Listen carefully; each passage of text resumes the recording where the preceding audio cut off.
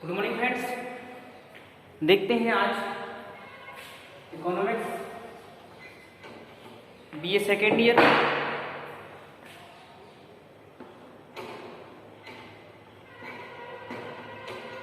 Topic है स्वतंत्र व्यापार नीति की विशेषता। स्वतंत्र व्यापार, हम कोई किसी प्रकार का व्यापार कर रहे हैं, छोटा सा या बड़ा सा, स्वतंत्र मतलब कि फ्री माइंड में हम घूमेंगे तभी हम चीज़ों को समझ पाएंगे, तभी हम कर पाएंगे, बिल्कुल नहीं कर पाएंगे, या कोई पाबंदी लगाएंगे तो अभी नहीं कर पाएंगे। तो स्वतंत्र व्यापार, स्वतंत्र प्राप्ति के पहले और अभी में बहुत अंतर है। तो हम पढ़ते हैं स्वतंत्र व्यापार नीति की विशेषताएं, कौन कौन सी विशेषताओं से हम क्या कर सकते हैं, आगे की ओर स्वतंत्र व्यापार कर सकते हैं, तो हम नहीं कर पाते। चलिए देखते हैं स्वतंत्र व्यापार की जो पहले जो लाइन है एडवर्टाइजमेंट के अनुसार वही लाइन कही थी। तो स्वतंत्र व्यापार किसे कह सकते हैं, कैसे मान सकते हैं, इसके बारे में बात करते हैं। वह व्यापार नीति जिसमें घरेलू एवं विदेशी वस्तुओं में कोई अंतर नहीं समझा जा सकता, चाहे विदेश की हो चाहे घर की हो, इनमें किसी प्रकार का कोई अंतर नहीं समझा जाता है, उसे हम क्या कहते हैं, नहीं समझा जाता है। और न किसी एक को बुरा और न किसी दूसरे को विशेष अधिकार दिए जाते हैं, तो उसे मुक्त या स्वतंत्र व्यापार कहा जाता है। मतलब कि चाहे घर की वस्तु हो चाहे बाहर की वस्तु हो, कोई भी वस्तु हो, और उसको हमें क्या करना है ना, हम देश की वस्तु है काफी अच्छी है, विदेश की है खराब है, नहीं, दोनों वस्तु कैसे बन की है, बराबर है। स्वतंत्र व्यापार में दोनों चीजों को बराबर मानना पड़ेगा हमारे लिए, लेवल इक्वल रहेगा बनकर। तो बात कही गई है कि वह व्यापार के लिए जिसमें वस्तुओं को अधिक न बुरा न किसी को ज्यादा महत्व, दोनों को एक समान मान करके आगे की ओर बढ़ेगी, तभी हम अपना व्यापार कर सकते हैं। चलिए स्वतंत्र व्यापार नीति की विशेषताओं को समझते हैं। विशेषताएं कौन कौन सी हैं उनके बारे में देखेंगे, उनके बारे में समझते हैं।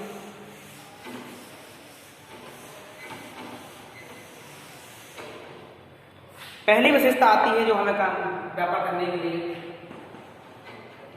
पहली विशेषता में आता है आयात निर्यात पर कोई प्रतिबंध नहीं है।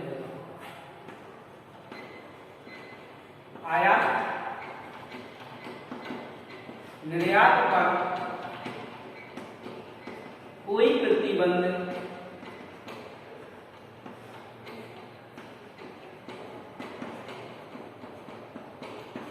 नहीं होगा, नहीं होता।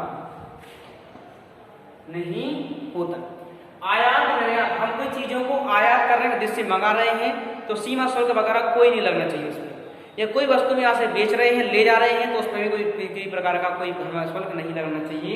आयात निर्यात पर कोई प्रतिबंध नहीं होता, तभी हम स्वतंत्र व्यापार कर सकते हैं, अन्यथा हम व्यापार नहीं कर सकते। फिर अगर जो एक ऐसी भाषा कही सकती है जिस प्रकार से कोई सरकार उस पर कोई कर न लगाए, कोई प्रतिबंध न लगाए, किसी प्रकार की रोक टोक न करे, उसे ही हम स्वतंत्र व्यापार के दायरे में रख सकते हैं, अन्यथा उसको नहीं रख सकते। तो शेयर में क्या लिखा है, आयात निर्यात पर कोई प्रतिबंध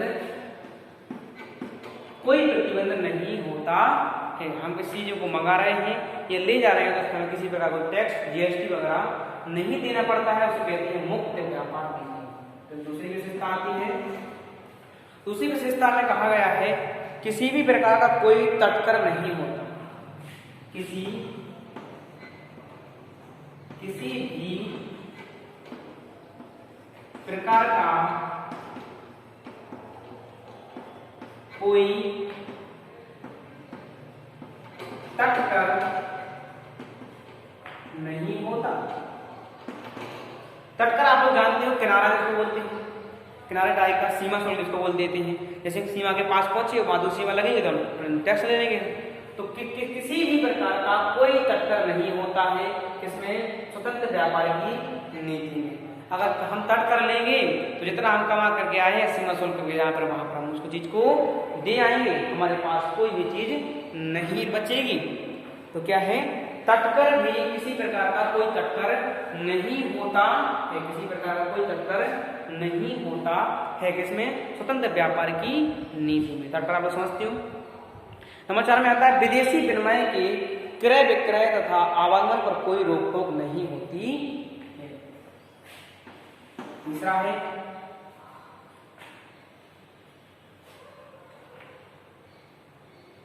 विदेशी विनिमय के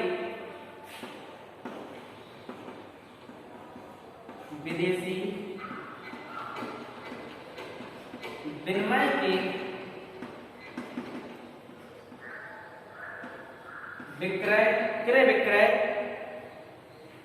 तथा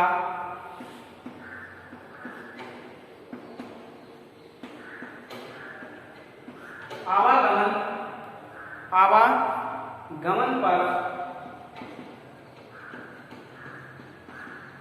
कोई रोक टोक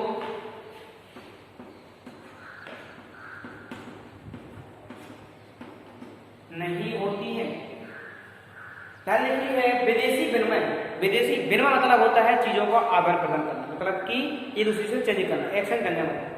तो विदेशी विनिमय की क्रय विक्रय, खरीदने और बेचने तथा आवागमन, आना और जाना पर कोई रोक टोक नहीं होती है, तभी हम स्वतंत्र व्यापार नीति को लागू कर सकते हैं, अन्यथा उसको लागू नहीं कर सकते हैं। हमने क्या कहा, विदेशी विनिमय के क्रय विक्रय तथा आवागमन पर कोई रोक टोक नहीं होनी चाहिए, तभी हम कर पाएंगे उस चीज को आगे बढ़ाते हैं। नंबर 4 है, आते हैं नंबर 4 में ही अपभ्रंश निर्धारण का अभाव होता है। अभ्यंश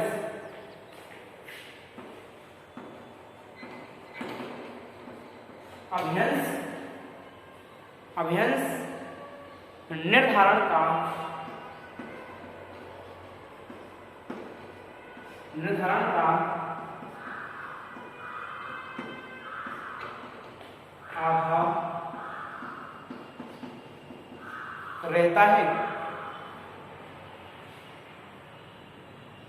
अभाव रहता है। लेकिन अभ्यंश निर्धारण का अभाव रहता है।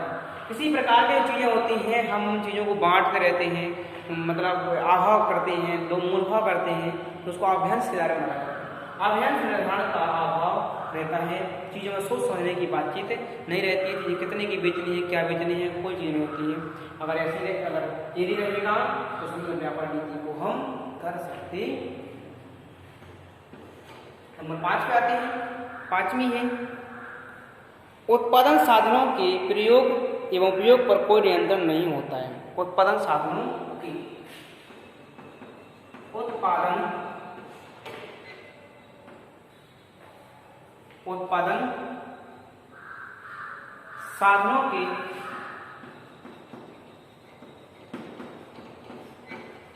साधनों के प्रयोग एवं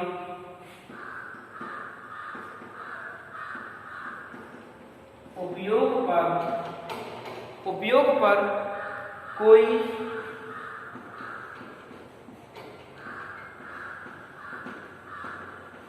नियंत्रण नहीं होता है। तो क्या लिखा, उत्पादन साधन, कोई उत्पादन करना है, किसी चीज का कोई भी उत्पादन करना है, तो उन्होंने लिखा है उत्पादन साधनों के प्रयोग एवं उपयोग पर, प्रयोग मतलब उपयोग पर कोई नियंत्रण नहीं होता है। प्रयोग मतलब उस पर क्या करेंगे, चीज को रिसर्च करेंगे, उपयोग मतलब उस चीज को हम अपने काम में लेंगे, तो कोई नियंत्रण नहीं होता है, तभी हम स्वतंत्र व्यापार नीति की विधियों को चला पाते हैं। लास्ट है नंबर 6, इसमें देखते हैं क्या है, विदेशी व्यापार में भेदभाव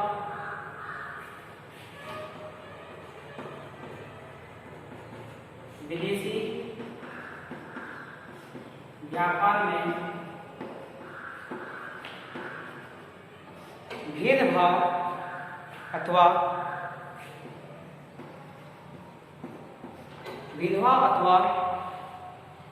उद्योगों के संरक्षण का अभाव होता है। उद्योगों के संरक्षण का अभाव रहता है। तो क्या लिखा है, विदेशी व्यापार में भेदभाव अथवा उद्योग के संरक्षण का अभाव रहता है। विदेशी का क्या होता है, भेदभाव रहता है। हम मानते हैं कि ऐसा वैसा इस तरीके से, तो इन चीज़ों को हमें खत्म करना पड़ेगा, तभी चीज़ों को हम संभाल पाएंगे, अन्यथा नहीं संभाल पाएंगे। ये थी अपनी सेकेंडरी क्लास में स्वतंत्र व्यापार नीति की विशेषताएं। ठीक है, ये विशेषताओं को समझते तो क्लियर आता है। तो स्वतंत्र व्यापार नीति की विशेषताओं के बारे में बताना, तीन विशेषताओं के बारे में बताओ, विशेषता के बारे में बताओ, इस तरीके से विशेषता क्या होती है। स्वतंत्र जो व्यापार चल रहे थे तो व्यापार के साथ साथ काम की चीज़ें सामने आती थी। प्रथम विश्व युद्ध हुआ था तब भी बहुत सी बीमारी तबाही आई, लोगों ने व्यापार करना बंद कर दिया था, कुछ था ही नहीं थी। तो द्वितीय विश्व युद्ध में और भी ज़्यादा करके, लेकिन एक संगठन बना गया था, जिसको हम आपको नाम भी कई प्रकार के नाम बता सकते इस तरीके से, जो WTO बनाया गया था, IMF बनाया गया था, गेट बनाया गया था। इस तरीके से 1930 में अंतर्राष्ट्रीय व्यापार वर्तन क्रियाओं को हटाया गया था। तमाम तरह की चीज़ें इस तरीके से। तो द्वितीय विश्व युद्ध के बाद काफ़ी ज़्यादा बदलाव चेंजिंग आए हैं, तो हमारे सामने तरीके से व्यापार करने की जगह। ठीक है, टॉपिक आज में थैंक यू, कल देखेंगे। बहुत बहुत धन्यवाद।